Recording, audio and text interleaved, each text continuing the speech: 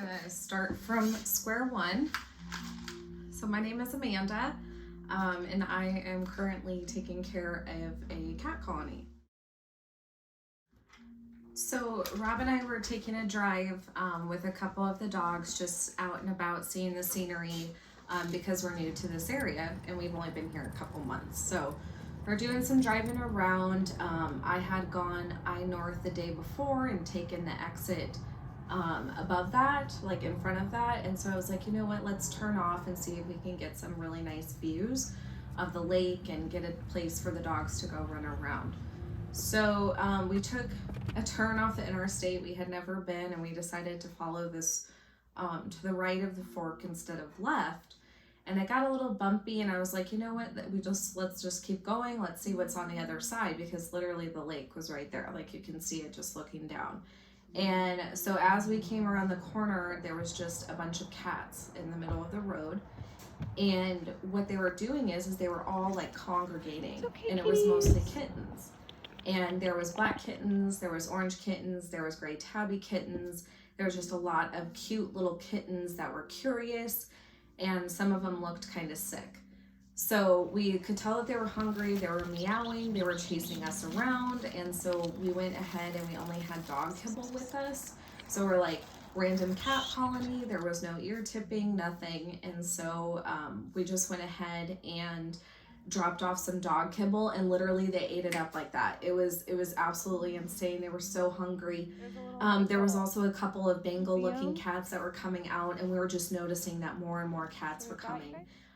It went from kittens to adolescents to adults, and we knew that we needed to go get cat food like right then and there. So we actually drove to Safeway. We got a couple tin cans, and then we got some cat food, and then we drove back out. So the moment that we get out there, like there's just a bunch of cats again, just in the middle of the road, and then there was a bunch of different ones that we were seeing already. I just had no idea what to do. It was really overwhelming. And so we laid out, we decided that we didn't want to put the food directly on the ground, and then we also brought them fresh water as well. So we ended up feeding them, watering them, and as we're about to leave, we actually got stopped by the forest department.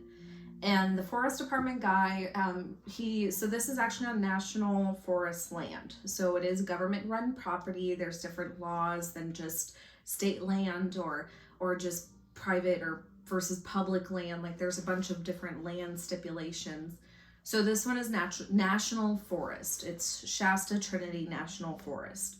So this guy, he was very friendly. You can tell he was a dog person. He said, you know, like, I know you guys think you're doing good, but just please don't feed these cats. There's so many of them. There's this guy that's been taking care of them, and you know, he's banned, and we're thinking about like shutting down this side of the road, and we're just gonna let the cats die off. And I was like, holy crap. Like, how do you just, you can't just close it off like to this capacity of cats, because in any feral cat colony, what you see is generally only maybe like 10, 15, 20% of the cats that are in the actual colony. So I knew this colony was huge, and he said it was about 200 cats. And he said, you know, we've let this guy try to take care of them, and I've called the shelter, and I've really tried. And, you know, we're sick of it. We're fed up. This is too big of a project. Just leave it alone. And I said, I respect you so much. And, you know, thank you for telling me this. And he was really nice. He was kind of like this bearded guy with a neck tattoo. He looked really burly, which, you know, was fine being from Minnesota. You know, we deal with burly people all the time. So I was like, okay. And then he actually stayed and talked with us about our dogs, because we had a couple of our shepherds with. And he gave us a couple, you know, places where him and his dog go. Like he was super, super nice. So, you know, I said, thank you. And so we left. So Rob and I are like, you know, what do you do now? You see 200 cats in the forest, like on the side of the lake, and you know that none of them are neutered or spayed. You know, there's disease, there's wildlife, and what do you do? And, you know, something Tim had said too when we first met him, which was really interesting, is he said these cats are becoming a public nuisance. Like, people don't camp over here anymore. The cats overrun everything. They're killing a lot of the wildlife. They're bringing in large predators. And then they're also bothering people too, creating a public nuisance. Which I told him, I said, I respect your job is to protect public safety. Like, I get that, you know, being a nurse myself, like, I understand the duty that you hold. And he was like, I don't want to cause any harm to these cats. Like, I don't need to do that. And, you know, it was kind of like, I agreed with him, and I saw the danger that the cats were putting in people, because imagine this huge, like, cesspool, you know, it's lakefront property. They live literally out in the woods, and they carry lots of different bacterias and viruses in their feces. And I am telling you, the amount of feces at this location is insane. Like, you could not take more than a couple of steps without seeing cat droppings. And he said, you know, during summer, the whole place smells like cat pee and poop. And I was like, I'm sure it does. You know, I said, it's everywhere. And so we seem to have kind of like a mutual respect. And another thing he brought up, which was kind of like interesting, and I could see posing a problem, is he said people, you know, they want to help the cats. They come out here, they see this location, they see all these cats, these beautiful, beautiful cats, and, you know, they want to help, but all they're doing is they're feeding them and they're encouraging them to come to this location. He also mentioned that when the colony started, there was only a handful of cats, and you know, they've let the other man who's been caring for this colony for like 10 years, they've let him just kind of do as he sees. He says there's trails that cover the whole mountainsides. There's trails, there's stairs that he's made, there's enclosures, there's feral cats. He's like cat homes. He said it's completely like this man has dedicated this whole part to these cats. And he said, and because there's such a growth in population of cats, they cross the highway. And when they cross the highway, because the interstate is, I'm not even kidding you, it's literally right there. So he says when they cross the interstate, they cause accidents and the cats get hit and killed. And it's a public problem. You know, having 200 cats confined to these 60 acres, it's right by the interstate. It's a problem. So, you know, I really respect what this situation is, but we knew we had to do something. We were like, you know, it was literally like, once you see it, you're just like, how do you not unsee that?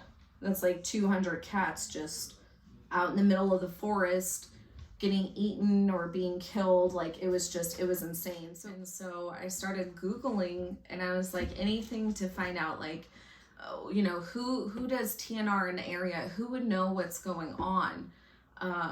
Because we had no idea kind of where to start. Because I just started thinking like, oh my gosh, you know, I could take care of this colony. I really had the most amazing people support us automatically, literally send food and send money and gift cards, so then that way we can go feed this colony, because we're going through about 30 pounds every other day. So there is feeding sites all spread throughout the hillsides. And it is 200 cats, so it's just a lot of food.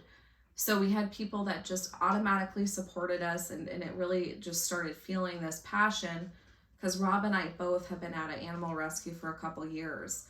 And so we knew we always wanted to be back in it, but we were thinking more like senior hospice dogs.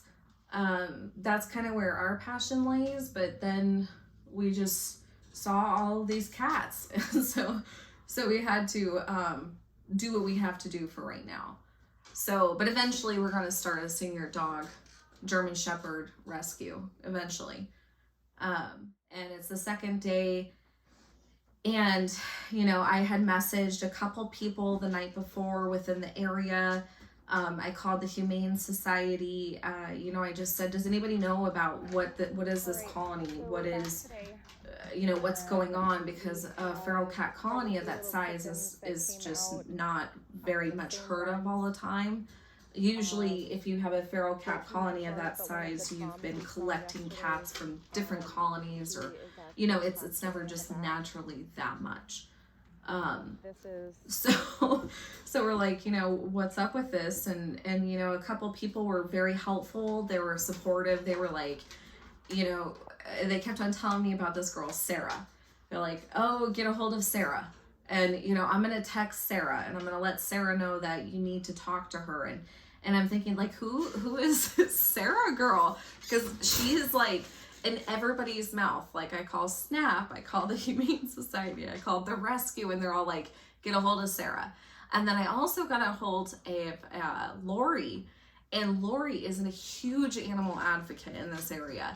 And I'm starting to learn more and more about Redding, and I'm just like, oh my God, they have nothing up here.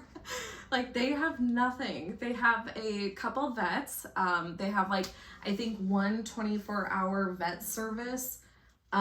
They've got the one Humane Society. They've just, and there's no like low income, you know, the rescues are like super overrun. Like, there's just nobody helping anybody up here. It's really, really hard. And there's a couple of these ground stompers that are just doing everything by themselves, like taking the initiative to fund a cat colony and to literally just do everything that they personally can to help take care of these animals. Like, it was really incredible. I met Rod, I talked to Blanca, I talked to LaDonna and Patricia, and after all was said and done, I finally got a hold of Sarah. And I just said, you know, I said, Sarah, what am I supposed to do?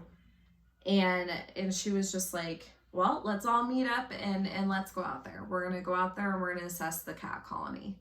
And just automatically like took action. I'm like, okay. So anyway, that was day 2. So day 2, what we also did is we went out to the cat colony, and we actually saw Tom, the tomcat. He had passed away. So Tom was, he was just like not very on top of the leaves, and he was kind of like in a curl position, and he was dead. He had flies around him. And so we didn't know what had happened to him. You know, we actually had gloves, and we also had a trash bag with us. And I don't know, we brought like a couple things with us, but I'm so happy that we brought that. And I really think that he was killed by the colony, or like the other tomcats. Like, I don't know if there's some sort of hierarchy with cats. It seemed that way. So Sarah was like, you know what, I'll come, I'll take Tom, you know, I'll take care of him, I'll bury him on my property. And I was like, that's so nice, like, to meet somebody who was just like, don't even worry about it, I'll take Tom, I got this. And I'm like, thank you, because we're renting, you know, we can't be doing that. And yeah, so she met us out there. She was absolutely amazing. She was wearing this TNR advocate t-shirt, which I wear like dog everything typically. So seeing somebody and also like rescue gear was really cool. So yeah, we like brought Tom and we took a look, and we didn't see any bullet wounds or anything like that, but it was a little confusing. So I also had on my live feed the day before, on Facebook, I was like showing the cats in their den area. It was just fascinating to me how these cats are living. And all of a sudden I come across this dead cat, or so I thought it was a cat. And so I couldn't even look at it. So I made Rob take a picture, because I told him, I said, we need to document this. We have to document everything. And we took a picture of the dead cat, quote unquote.